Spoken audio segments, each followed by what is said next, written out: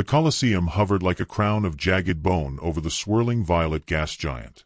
Lights pulsed across its living shell, bioluminescent signage in 8,000 dialects, most of them threatening lawsuits if misread. The grand galactic arena of valor was many things: sacred ground, battlefield, holostream spectacle, tourist trap. But above all, it was profitable. And nothing sold faster across the stars than humiliation, blood, and a good underdog death. A low murmur ran through the crowd, which included spores pulsing to the rhythm of war chants, slug-like dignitaries lounging in humidity pods, and a delegation of floating sentient cloaks hissing impatiently. On a dais high above the arena floor, a being composed entirely of vibrating sand granules took a deep breath, an act that released a faint whistling tune resembling jazz, and spoke. "Citizens of the Spiral Accord, parasite and host alike," the announcer began, voice layered in artificial cheer. "Welcome to Sunday Smackdown. Today's theme, justice or joke." Cheers, gurgles, wet slapping sounds. The camera drones zipped through the air like wasps on sugar high, locking in on the figure being dragged into the arena below. She was human. Woman. Mid-30s, maybe. Her uniform was torn, stained with smoke, and loosely clinging to a body too lean to have eaten well recently. Her wrists were shackled in glimmering plasma cuffs, more for show than function. The guards flanking her were from the Krell Dominion, 3 armed brutes with shark eyes and the emotional depth of a blender. Mira Ellison didn't look up at the crowd as they howled. She didn't flinch when someone threw a glob of gelatinous fruit at her face. She just stood there, barefoot on the obsidian floor, expression unreadable. "Introducing," Dox the announcer intoned, "the prisoner combatant from the species Homo sapiens, former military specialist of the Terra Dominion.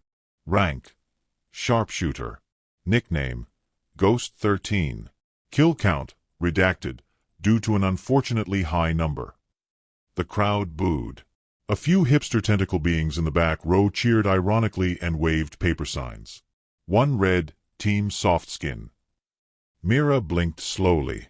"She is here not as champion, but as spectacle." Dox continued, his particles swirling excitedly. "A symbol of Terra's refusal to sign the protocol of species decency. A disgrace to diplomacy. And, let's face it, an anatomical embarrassment." That got a real laugh. The audience loved anatomy jokes, especially about humans. Mira flexed one shoulder, slowly, as if rotating a puzzle piece into place. On the far side of the arena, a massive gate shuddered. Something behind it growled, a noise low and deep enough to ripple the arena floor. The announcer leaned into the tension. "And now, your reigning champion, Scourge of the Vortex Belt, Slayer of 14 Moons, the Beast of Bone Dune, Threxelon the God-Blooded." The gate burst open in a rush of fire and scent fog. Out stepped an armored colossus of coiled muscle, talon, and bioforged metal. His body shimmered with ceremonial blood oil. His tail dragged 3 ceremonial skulls behind him. His face was armored, but his mouth was wide open in a rictus of joy. Threxelon loved his job. The crowd chanted in 37 synchronized cadences. A few species had to split into subvocal clusters to keep up. Bets scrolled across holoscreens like stock tickers. 999:1 against the human. A Larvian priest placed a bet on Mira, and was immediately committed for psychiatric evaluation. Mira looked up at her opponent. Then down. Then sideways. She counted paces. Measured air currents. Studied the arena's irregular slope. There were faint pulse nodes embedded under the floor, probably gravity flux generators. Unstable terrain. Perfect. Her lips curled into a faint smile. The Krell guards unshackled her and shoved her forward. She didn't stumble. Threxelon roared, raised his triple-bladed warstaff, and began chanting his personal victory hymn. It involved 4 species-extinct curses and 3 pelvic thrusts. Mira glanced up at the nearest camera drone. "Is he done?" The crowd gasped. Dox stuttered. "She dares interrupt the Song of Bone Fire," he barked, sounding offended on behalf of an entire culture. Mira shrugged. Wasn't sure if he was praying or warming up for a very weird mating ritual. Gasps. Hisses. One species collectively laid eggs from shock. Threxelon stepped forward, foam sizzling at the edges of his mouth. The floor beneath them rumbled once, an alert that the gravity algorithm was about to randomize. Mira closed her eyes for a beat and timed the tremor. Left quadrant stronger, meaning the next pulse would tilt toward. Fight commence. Docks boomed. Threxelon surged forward like a freight train covered in knives. Mira didn't move. Not yet. The crowd leaned in. Drones zoomed closer. Docks narrated every footfall, spittle rising with each syllable. She has no armor, no shield, and absolutely no— wait. Is that a smile? Yes. Yes, it was. Mira shifted slightly, centering her weight just as the gravity twisted sideways. Threxelon slipped a half step, recalibrated, roared again. Mira exhaled. Her breath fogged the air for a moment, sharp and cold, oddly precise.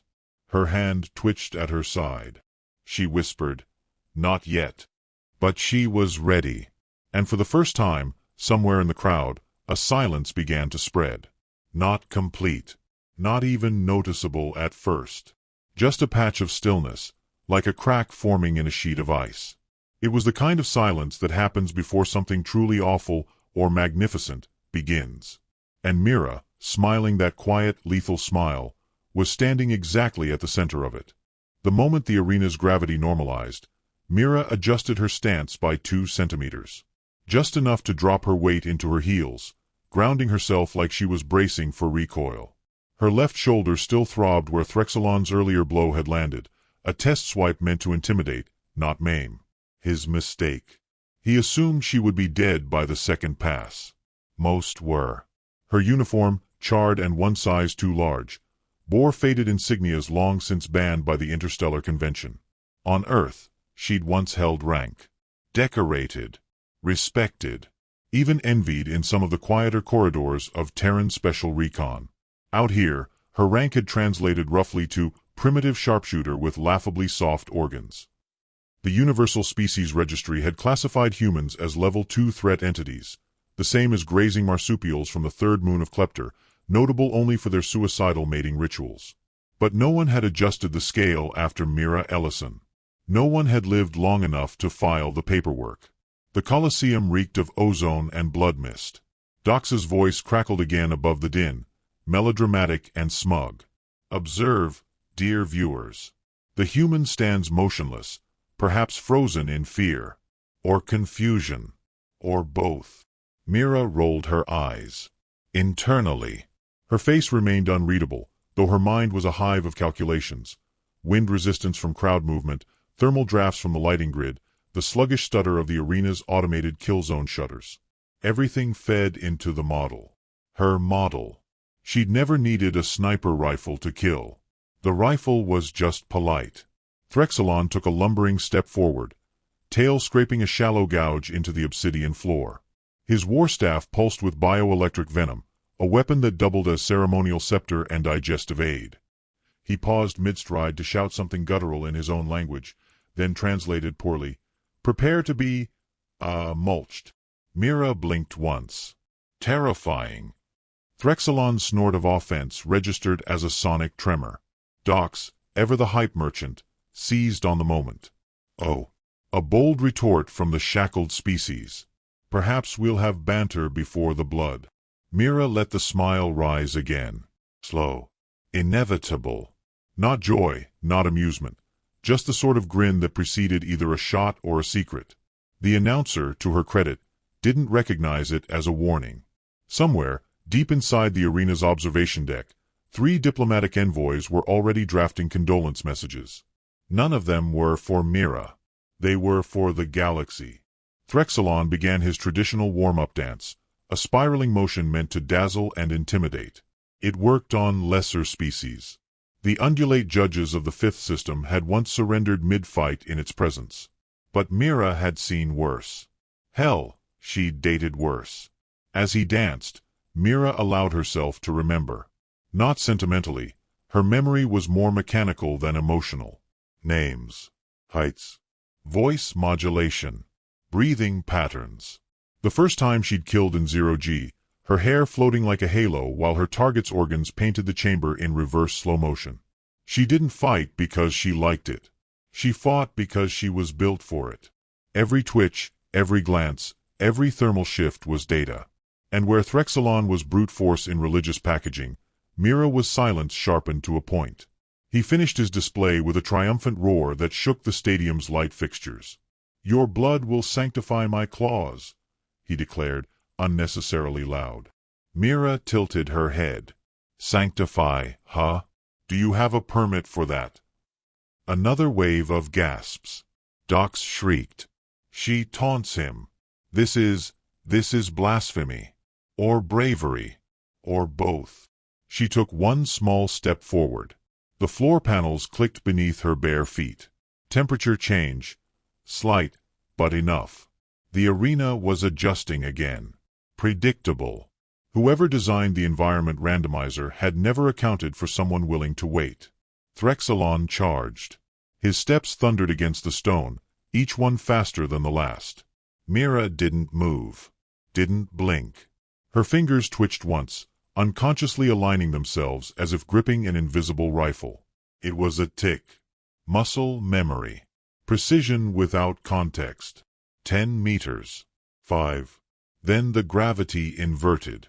Threxelon's momentum became his prison. His leap turned into a flailing arc as the arena pitched sideways.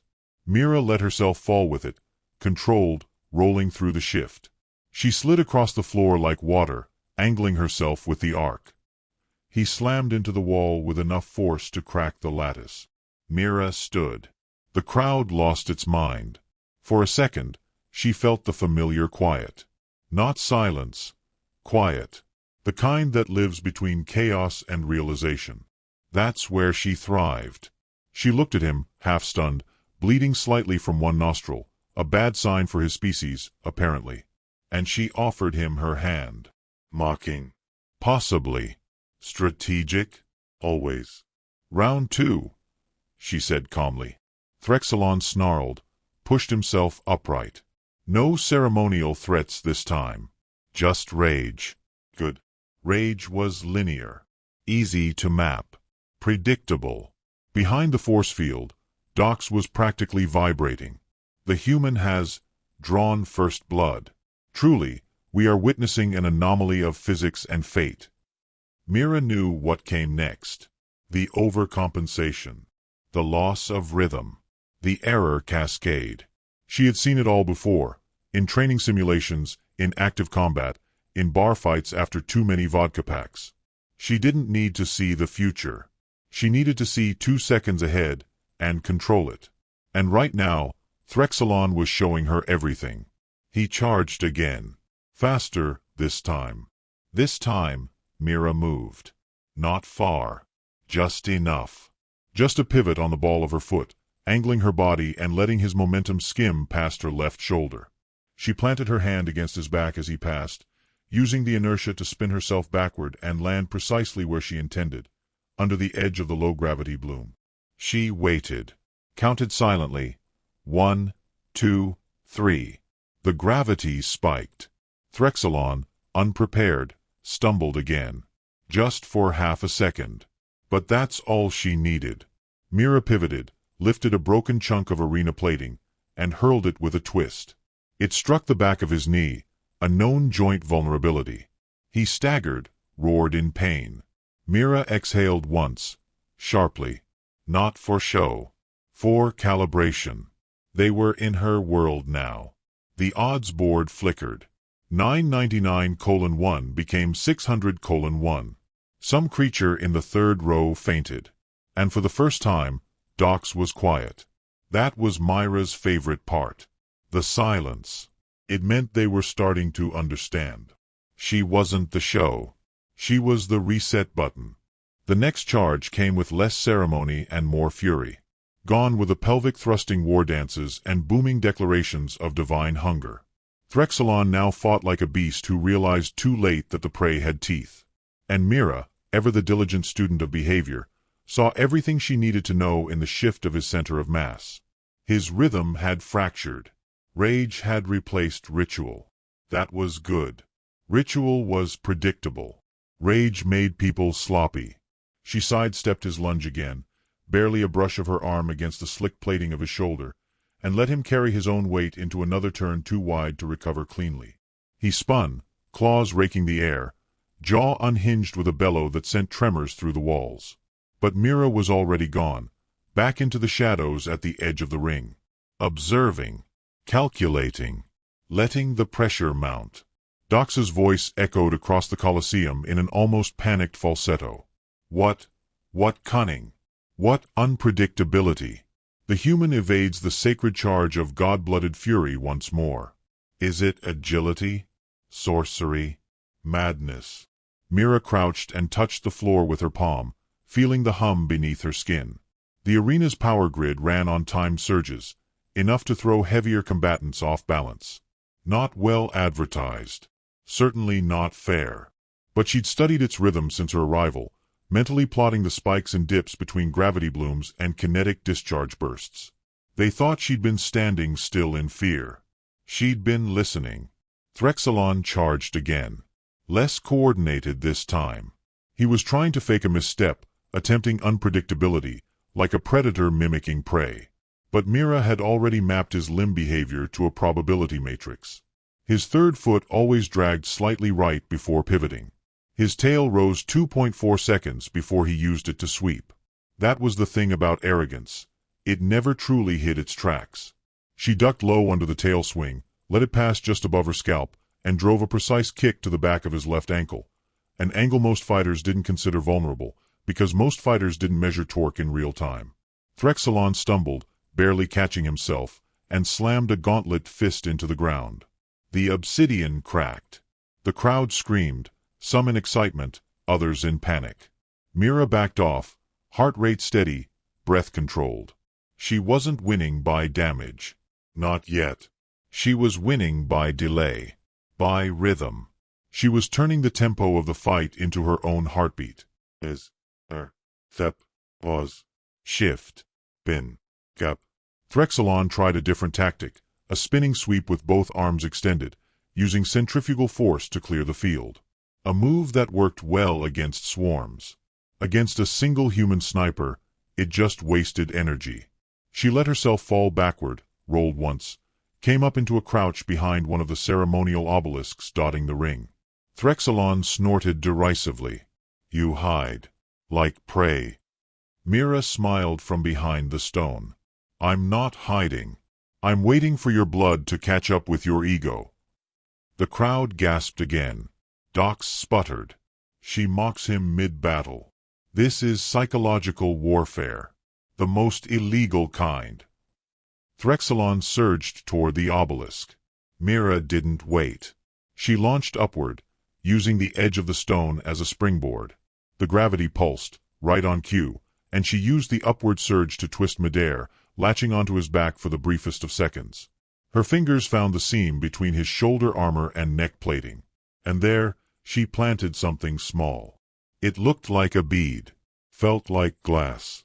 In reality, it was a filament tracker, a survival tool from her old recon days. Not a bomb. Not a weapon. Just data. Mira pushed off and tumbled to the floor again, landing in a roll. Threxelon barely noticed her touch, too consumed by his own momentum. Coward! He shouted. You say that like it's a bad thing, Mira muttered, voice barely audible even to herself. The tracker pulsed once. She received the data in the retinal overlay wired into her left optic nerve. A model began to form. His temperature flux, his gravitational pressure tolerance, and most importantly, his balance pattern. He had won.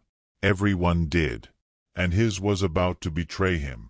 Threxelon whirled again, this time swinging low, catching her with a glancing blow across the ribs. Pain bloomed, a white-hot flash that kicked her breath out of alignment. Her knees buckled. He advanced, grinning now. He'd tasted blood. The crowd screamed for a kill. Dox's voice rose like a tide of knives. The human falters. At last. Her pathetic biology buckles beneath divinity. Mira fell to one knee. Deliberately. She needed the angle. Threxelon raised his war staff, the blade sparking with volatile plasma. "You die, human. Your bones will bless my name." Mira looked up, eyes clear. "Physics says otherwise." Then she moved. Not toward him. Not away. Sideways. Into the gravity corridor just as it destabilized. She timed it 30 seconds earlier. The corridor amplified momentum. That was its flaw. Threxelon brought the staff down with all the force of a god. But Mira wasn't there. She ducked under his arc, angled her body just so, and kicked his rear leg forward at the exact moment his center of mass leaned backward. The amplified gravity took over from there. He overcorrected. The war staff slammed into the arena wall, embedding itself like a javelin through pudding. His foot twisted. His balance shattered. Mira stood again. Silent. Threxelon ripped the staff free, turned, bleeding now from both nostrils. His breathing was labored. His tail twitched off-pattern. She'd broken his rhythm. He bellowed. A sound not of battle but of doubt. Mira raised her hands. Palms open. An invitation. He charged, full tilt. She waited. Then, with surgical timing, she grabbed the filament from earlier, now wrapped around a small magnetic loop drawn from her boot heel, and pulled. The thread snapped taut around his knees, tangled just as the arena gravity shifted one final time. Threxelon's momentum turned against him. His legs lifted. His torso twisted. He spun midair like a torpedo gone dumb. And Mira, quiet as a falling feather, stepped into his blind spot and drove her elbow into the base of his skull. He crumpled. Hard. The Colosseum froze. No roar. No chaos. Just the soft, mechanical hiss of the war staff still vibrating against the wall. Mira knelt beside him and whispered, "For every action." The cameras zoomed in. Docs choked on his words. She stood slowly. Looked at the audience. Let the blood on her cheek dry without wiping it. There's a human reaction. Silence. Then an eruption. Some screamed in awe. Some in horror. The betting lines exploded. Diplomatic channels lit up like a supernova. And Mira Ellison, calm, aching, victorious, smiled. Again. The same smile. Only now, they all understood it. There was no music, no final bell, no triumphant fanfare. Just the sound of a 12-foot war god twitching in a pool of his own ichor, and a sniper who hadn't raised a weapon. The Grand Colosseum hung in a silence thick enough to crush light. Even the banners, bioluminescent tentacle tassels flapping midair, seemed stunned into stillness. Mira stood with her hands at her sides, blood drying in fine rivulets down her neck, not bothering to acknowledge the drones whirring frantically around her. Her expression hadn't changed. It didn't need to. That smile, dry, patient, a whisper of teeth, was now a weapon of record. The announcer, Docs, composed of vibrating sand particles and confidence, had fallen utterly mute. No flare. No rating spin. He floated behind the force field like a malfunctioning screensaver. A war priest from the Threxelonian order attempted to step forward, shouting something about divine theft, but his translator cube shorted out mid-sentence. Across the galaxy, billions of sentient beings watched the feed and began, slowly, to understand something that had long been whispered, but never proven. Humans weren't weak. They were waiting. It wasn't the brute strength, not the muscle density, not even the predatory instincts. It was the refusal to follow the rules of the arena, of the species hierarchy, of the very universe. Humans didn't fit, and that made them dangerous. Mira exhaled, slow and deliberate, as the gravity pulse settled into its resting rhythm. The arena's dome began its slow dim. The show, technically, was over. And yet no one moved. Not until the League of Galactic Fairness dispatched a cluster of diplomatic drones to the ring. They hovered in a loose circle around Mira, transmitting overlapping requests for post-match interviews, blood samples, and species reclassification proceedings. She walked through them like they weren't there. A door hissed open near the base of the arena, revealing a shadowed corridor and a solitary figure standing in its threshold. Ambassador Rao of the Earth Delegation. Female. middle-aged, war-worn boots and an old navy blue hoodie with MIT Ballistics Club in faded print. She looked more like someone's aunt than a diplomat. She gave Mira a once-over and smirked. Told them you'd make it interesting. Mira stopped at the threshold. That was interesting. Rao shrugged. By our standards, no. By theirs. You just rewrote a few doctrines. The two women walked side by side into the corridor, the echo of their steps soft but deliberate. Behind them, the drone still hovered in indecision. Docs finally regained enough coherence to squeak. I suppose that concludes our presentation of the human combat experience. We now return to your regularly scheduled bloodletting. But the audience wasn't watching anymore. They were downloading, analyzing, re-watching. Because what had unfolded in that ring wasn't just spectacle. It was instruction. A blueprint for asymmetric domination. Within hours, the Galactic Accord summoned an emergency council to reassess the Human Threat Index. Level 2 was quietly archived. Level 6 was proposed. Level 9 was whispered behind closed doors. In the fringe ward systems, 3 minor empires filed formal requests to terminate all human-related combat tourism. On the pirate-run moon of Kylos, betting syndicates collapsed. One hyper-intelligent moss species committed mass sporing out of despair. And on Earth, in a classroom where planetary time still mattered, a small girl named Talia watched the entire battle on her outdated wristlink. Her classmates had fallen silent, wide-eyed. Talia's mother, a mechanic with grease on her fingers and exhaustion in her bones, looked down at her daughter. "She's scary," she said. Talia shook her head. "She's us." Mira sat quietly in the Earth delegation's holding room, knees drawn up, fingers absently tracing the curve of a hydration tube. She wasn't wounded. Not in any way that mattered. But she felt the familiar thrum of adrenaline receding, like an ocean tide dragging secrets back into the deep. Ambassador Rao stood by the viewport, staring out at the swirling clouds of the gas giant below. "You should know, the Federation of Benthic Cultures has already accused us of using uncatalogued predatory subtypes." Mira smirked. "That's not wrong. You scared the spiral out of them. They don't know whether to call you a war criminal or a hero. Let them argue. I'm not either." "No," Rao agreed. "You're worse. You're a precedent." A light chimed. A new transmission came through, official communiqué from the Galactic Judiciary Committee. Mira glanced at it, then waved it away. "They want a statement," Rao said. "It would go a long way toward diplomacy if you gave them something reassuring." Mira tilted her head. "Why? So they can package me into something safe." "Exactly." A pause. Then Mira stood, walked over to the glass, and leaned her forehead against it. Far below, the clouds twisted like silent storms, uncaring. Finally, she said, "You want me to reassure them?" Rao nodded. Mira turned slowly to face the feed drone perched nearby. Her voice, when it came, was soft, flat, controlled. "Tell them this," she said. "If you think that was our best, it wasn't." Then she smiled.